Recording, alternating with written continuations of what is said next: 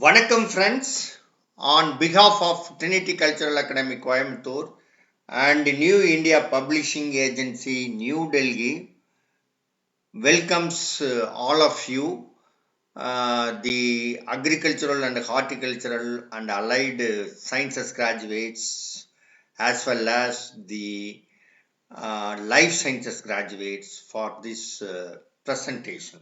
I am Dr. Vanangamudi, formerly Dean Agriculture and Professor and Head of Tamil Nadu Agriculture University, the Department of Seed Science and Technology.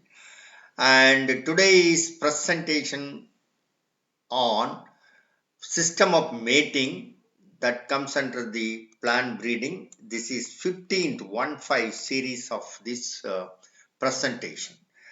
And coming to the actual subject, the system of mating, and breeding has two basic tools to change the genetic composition of a population. And first one is selection, and the second one is the mating system. So now we can see what do you mean by random mating. Each female gamete is equally likely to mate with any one male gamete, and the rate of reproduction of each genotype is equal. That means there is no selection. In this situation, gene frequencies remain constant, variance for the character remain constant, correlation between relatives or prepotency does not change. In plant breeding, some form of selection is practiced in such a mating system is known as random mating with selection. Such selection changes the mean of the characters, increases the frequency of alleles for which selection is practiced, and it increases the variability when selection is alone for rare allele and reduce the variability when predominant allele. It is more observed when character is controlled by one or two genes with moderate heritability, and this random mating is useful for progeny testing, production of and maintenance of synthetic and composite varieties, and production of polycross progenies.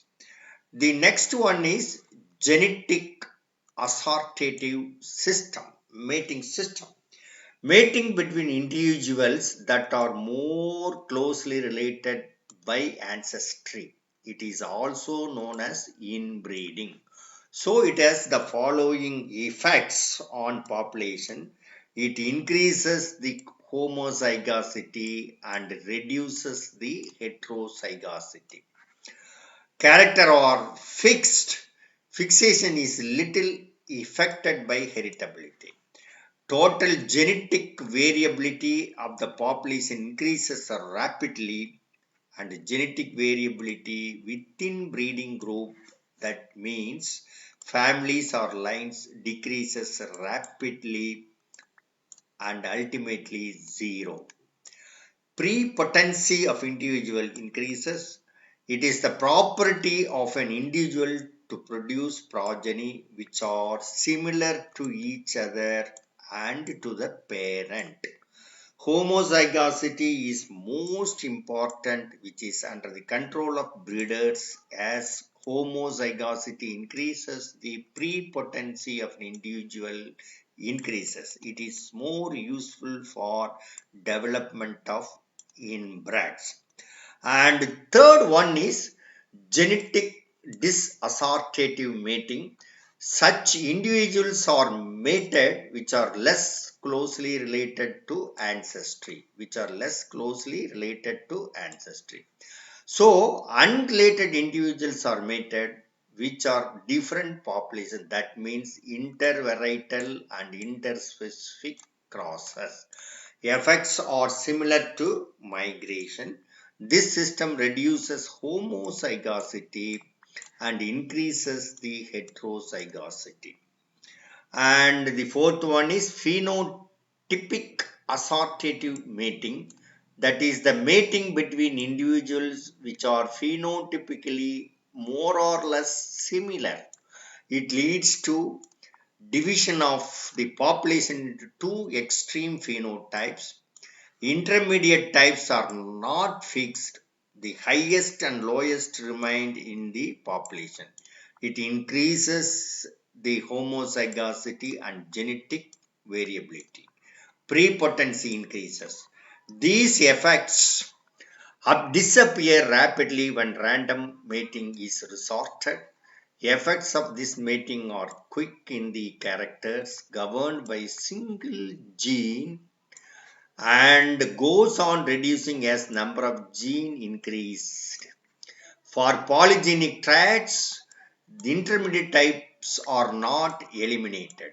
Effects are further reduced due to dominance and epistatic effects, and for quantitative traits which have less than 100% heritability. So homozygosity is much lower.